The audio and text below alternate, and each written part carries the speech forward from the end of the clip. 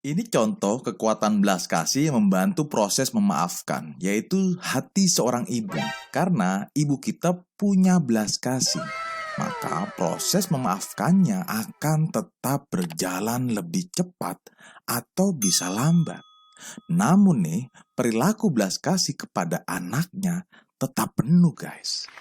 Misalnya, ibu kita masih tetap menyediakan makanan untuk anaknya, walaupun pernah disakiti oleh anaknya, guys.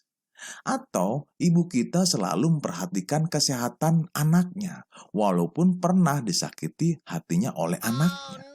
Atau ibu kita selalu mengkhawatirkan dan mendoakan keselamatan anaknya, walaupun sudah pernah disakiti oleh anaknya.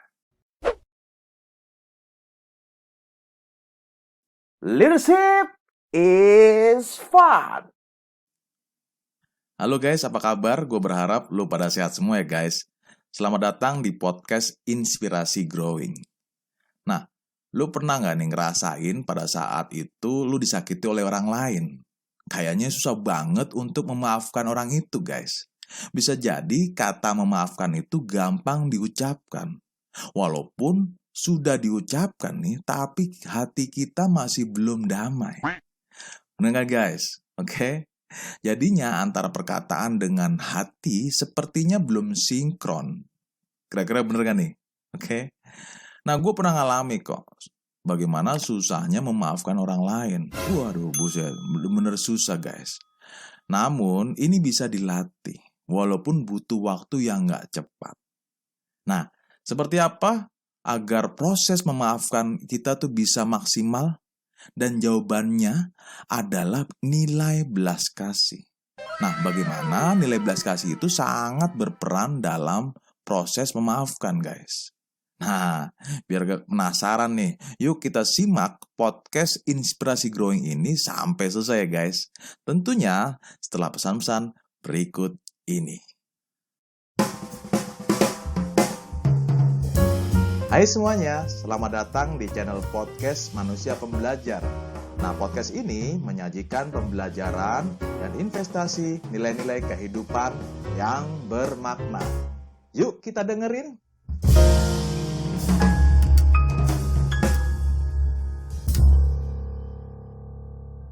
Penelitian dilakukan oleh Aino Saurinen dan kelompoknya dari Universitas Aalto Finlandia, guys, mencatat bahwa tidak sama seperti empati yang melibatkan perasaan dalam berbagai emosi positif dan negatif dalam membantu orang lain. Nah, berbelas kasih lebih cenderung pada kepedulian terhadap orang lain, perhatian, dan keinginannya untuk meringankannya. Singkatnya, berbelas kasih sangat mirip dengan empati, tetapi lebih nyata dalam wujud tindakan. Nah, sekarang gue mengutip dari buku Psikologi Positif karangan Inman Setiadi Arif. Nah, bagaimana peran penting belas kasih dalam proses memaafkan? Proses memaafkan sejatinya adalah munculnya belas kasih dan keinginan untuk berbuat baik kepada orang yang pernah menyakiti.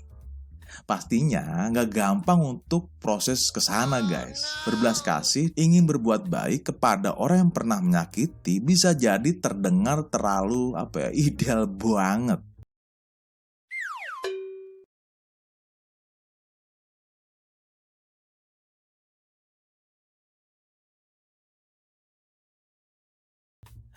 Untuk dilakukan dan di luar kemampuan manusia.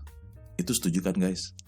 Nah, bisa jadi akan berpikir bahwa perilaku belas kasih itu kepada orang yang menyakiti adalah suatu tindakan yang berbahaya. Karena akan memberikan pengulangan kepada si pelaku untuk melakukan kesalahan yang sama lagi dan lagi. Jadinya nih akan memperburuk kondisi yang ada. Nah, hal ini bisa dikatakan benar juga, tapi juga nggak semuanya tidak benar juga guys.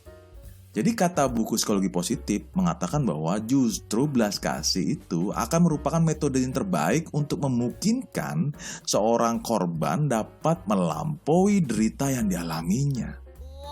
Memaafkan dan menyembuhkan dirinya dengan tuntas.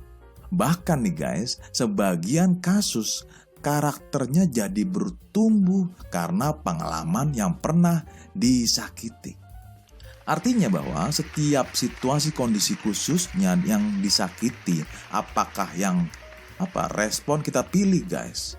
Mau tetap baperan secara terus-menerus sampai mengganggu dalam kehidupan pribadi kita, atau nih dengan sadar belas kasih kita maafkan orang tersebut sehingga kita bisa terlepas dari belenggu kesakitan hati kita guys. Artinya setiap situasi kondisi khususnya disakiti nih guys, apakah yang kita respon atau kita pilih responnya guys. Yang respon mau tetap baperan secara terus-menerus sampai mengganggu kehidupan pribadi kita, atau merespon dengan dasar belas kasih kita memaafkan orang tersebut sehingga kita bisa terlepas dari belenggu kesakitan hati kita guys. Coba sekali lagi ulangin. Sekali lagi, itu pilihan dan mempunyai resiko masing-masing. Biar gampang memahami kita, maka kita ambil contoh dalam kehidupan sehari-hari kita guys. Contoh sederhana dalam sehari-hari kita nih, bagaimana kekuatan belas kasih dapat membantu proses memaafkan. Nggak jauh-jauh guys, yaitu ibu kita sendiri. Kita sebagai anak yang baik nih, secara sadar maupun tidak sadar, dipastikan pernah menyakiti hati ibu kita. Bener apa bener nih guys? Oke?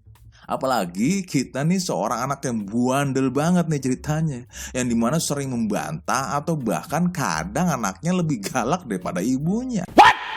Nah, itu dipastikan seorang ibu punya perasaan yang mendalam dan akan merasa sakit hati, terutama bagi ibu ya benar-benar sakit banget ya guys. Bisa-bisa ibu kita akan menangis dan merasa sedih guys karena ulah anaknya. Namun karena ibu kita punya belas kasih, maka proses memaafkannya akan tetap berjalan. Bisa jadi cepat atau bisa jadi lambat, tergantung pribadi ibu kita. Namun perilaku belas kasih kepada anaknya tetap penuh guys. Misalnya ibu kita masih tetap menyediakan makanan untuk anaknya walaupun pernah disakiti oleh anaknya guys. Atau ibu kita selalu memperhatikan kesehatan anaknya walaupun pernah disakiti hatinya oleh anaknya. Atau ibu kita selalu mengkhawatirkan dan mendoakan keselamatan anaknya walaupun sudah pernah disakiti oleh anaknya. Oh, no. Itu adalah contoh nyata dalam kehidupan sehari-hari kita guys. Nah, mari kita kupas lebih dalam nih guys. Pertama nih, belas kasih bukanlah suatu proses memaafkan yang tuntas, melainkan suatu proses dalam hal merespon orang yang menyakiti hati kita guys. Lah, kok bisa bro? Nah, yang pertama adalah gini guys. Belas kasih itu adalah reaksi yang terbaik yang bisa melawan energi negatif dalam diri kita. Namun memang perlu proses dan juga waktu yang tidak singkat. Yang kedua, belas kasih kita bisa dapat dari sumber utamanya, yaitu Sang Pencipta sebagai sumber energi positif guys. Artinya bahwa kita tuh membangun relasi kepada Sang Pencipta agar kita mendapatkan sumber belas kasih. Nah, akibat relasi dengan baik kepada Sang Pencipta, sehingga diri kita pun akan bertumbuh energi belas kasih dari dalam diri kita. Namun sekali lagi, ini tidak mudah dan butuh proses dalam waktu yang tidak singkat guys. Logika sederhananya begini. Gini guys, jika kita hidup di lingkungan negatif, maka secara bertahap kita akan tertular menyerap energi negatif. Namun jika kita hidup di lingkungan energi yang positif, maka secara bertahap kita akan tertular menyerap energi positif. Artinya bahwa Sang Pencipta adalah sumber energi positif, sehingga kita bisa bangun relasi tersebut guys. Dan pada akhirnya kita bisa tertular energi positif dalam bentuk belas kasih. Nah, itu pembahasan seputar peran belas kasih dalam proses memaafkan. Nah, video berikutnya kita akan membahas manfaat jika kita melakukan proses memaafkan. Langkah-langkah apa saja untuk melakukan proses memaafkan. Nah, kita tunggu video berikutnya ya guys. Nah, jika lo mau diskusi atau ngobrol-ngobrol tentang nilai memaafkan, lo bisa hubungi tim Growing. Sehingga gue berharap sebagai temen lo, tim Growing bisa bantu lo guys. Nah, lo bisa hubungi tim Growing di link yang gue tulis di deskripsi bawah ini ya guys. Itu saja pembelajaran buat lo dan gue di podcast Inspirasi Growing hari ini. Oke, salam growth mindset Indonesia dan salam persatuan Indonesia maju.